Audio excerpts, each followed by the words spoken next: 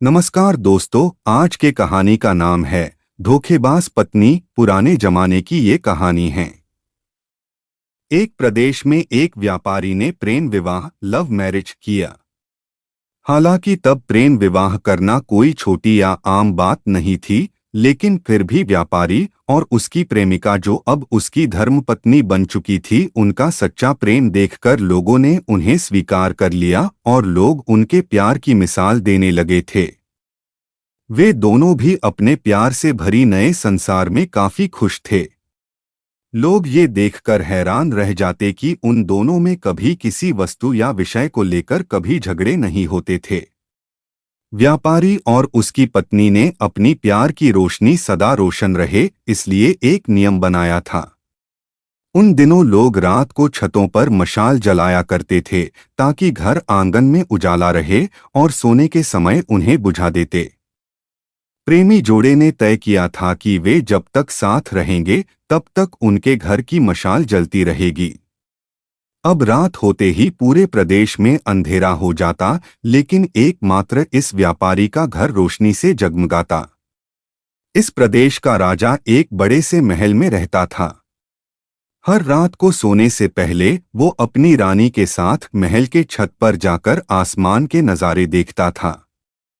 एक बार जब राजा अपनी रानी के साथ छत पर चांद सितारे देख रहा था, तब दोनों की नज़र व्यापारी के जगमगाते घर पर पड़ी। राजा और रानी दोनों ही उसके बारे में चर्चा करने लगे। राजा ने कहा, इस प्रेमी जोड़े में पति समझदार है, इसलिए उनका साथ अच्छे से चल रहा है। रानी राजा से सहमत नहीं थी।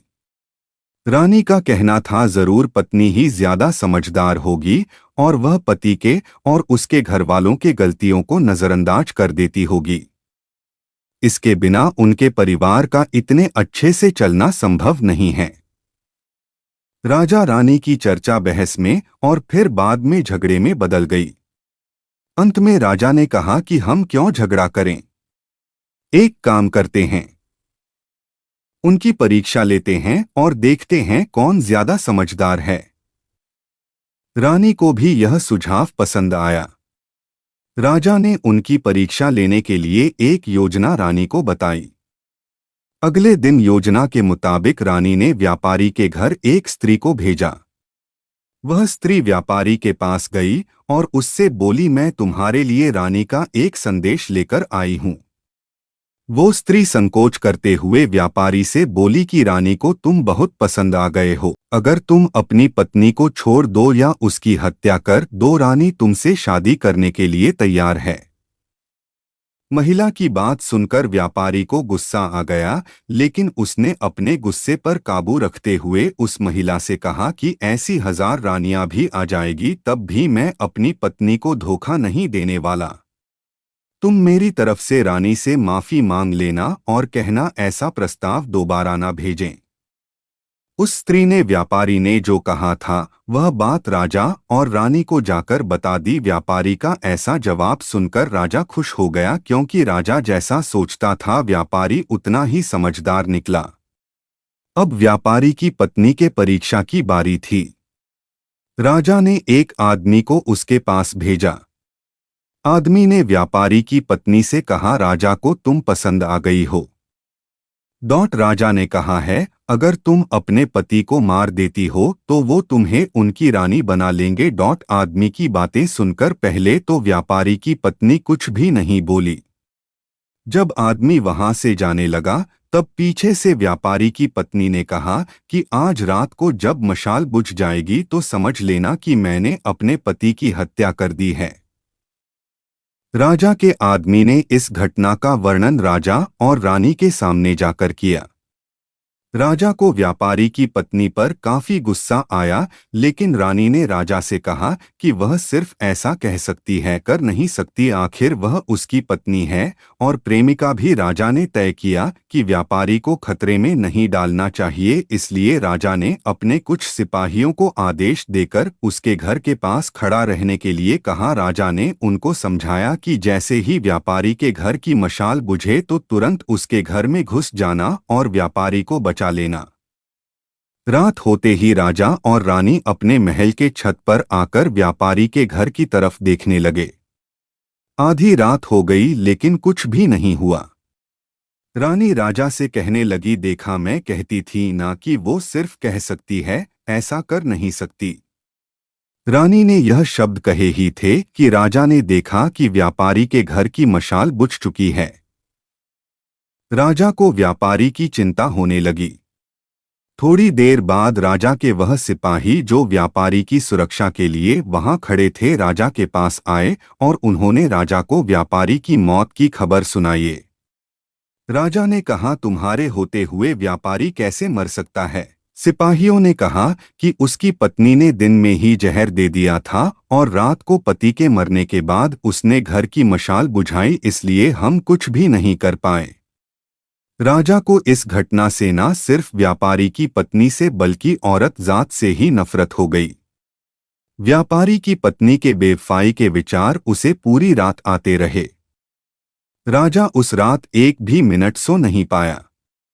राजा को इस बात का काफी पश्चाताप हुआ कि उसकी वजह से व्यापारी को अपनी जान गंवानी पड़ी। सवेरे राजा ने अपने एक मंत्री को बुलाया और उसे आदेश दिया कि मैं शिकार करने जा रहा हूँ। जब तक मैं लौटूंगा इस प्रदेश की सभी महिलाओं को गला काटकर मार देना।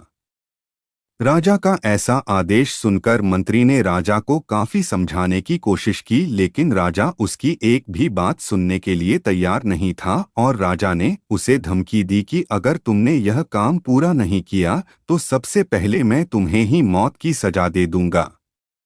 राजा के शिकार पर जाने के बाद मंत्री काफी चिंता में डूब गया।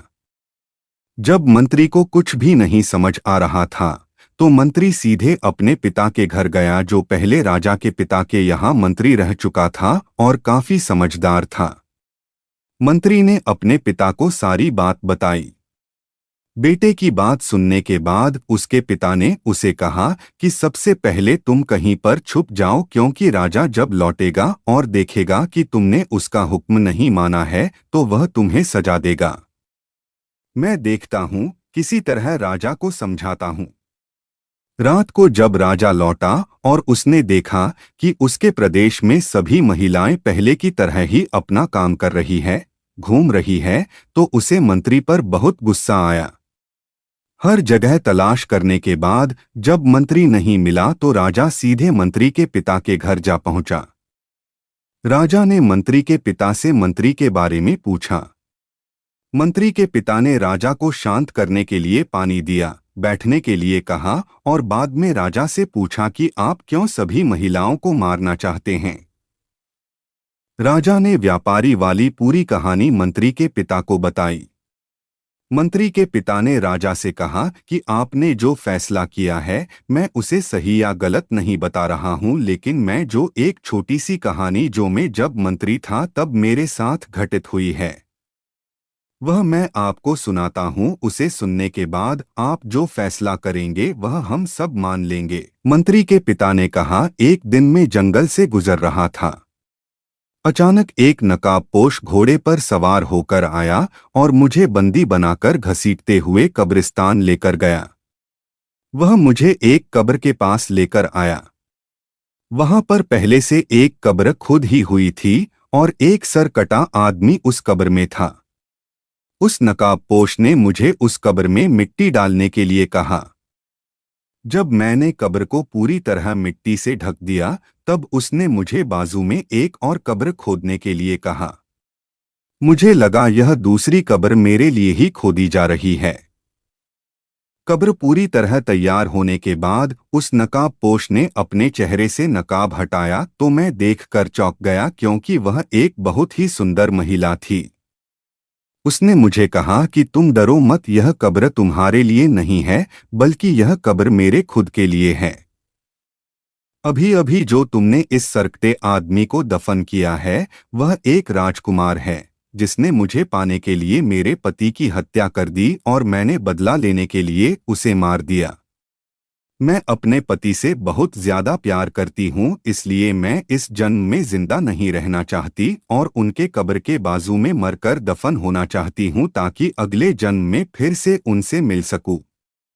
इतना कहकर उस महिला ने अपनी गर्दन पर चाकू रखकर गर्दन काट ली और उस कब्र में गिर पड़ी।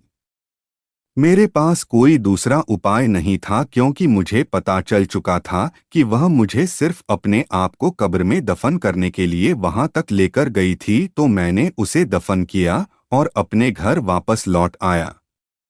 महाराज, आपने जिस घटना को देखा है उसमें एक महिला ने धोखेबाजी की है, लेकिन मैंने जो कहानी सुनाई है, मैंने जिस घटना को अनुभव किया है उसमें एक महिला ने अपने पति के प्यार में अपनी जान दे दी। अब आप ही बताइए महाराज, अगर एक महिला बेवफा निकली तो क्या सभी महिलाएं बेवफा होगी? एक महिला के किए की सजा सभी महिलाओं को देना क्या उचित होगा? राजा को बूढ़े मंत्री की बात अच्छी तरह से समझ में आ गई और उसने सभी महिलाओं को मारने का ख्याल अपने मन से निकाल दिया। दोस्तों, यह कहानी हमें समझाती है कि दुनिया में भिन्न भिन्न तरह के लोग हैं, भिन्न भिन्न तरह के उनके विचार हैं और उतने ही अलग तरह के सबके व्यवहार हैं। हम एक आदमी का व्यवहार देखकर बाकी सब के लिए कोई फैसला नहीं कर सकते। आज के दौर में यह बात बहुत अच्छी तरह से सबको समझनी चाहिए, क्योंकि आजकल ऐसा होता है कि जब कोई प्यार में धोखा खाता है तो वह सभी औरतों को या फिर सभी पुरुषों को नफरत की दृष्टि से देखने लगते हैं, सभी को एक ही तराजू में तौलने लगते हैं।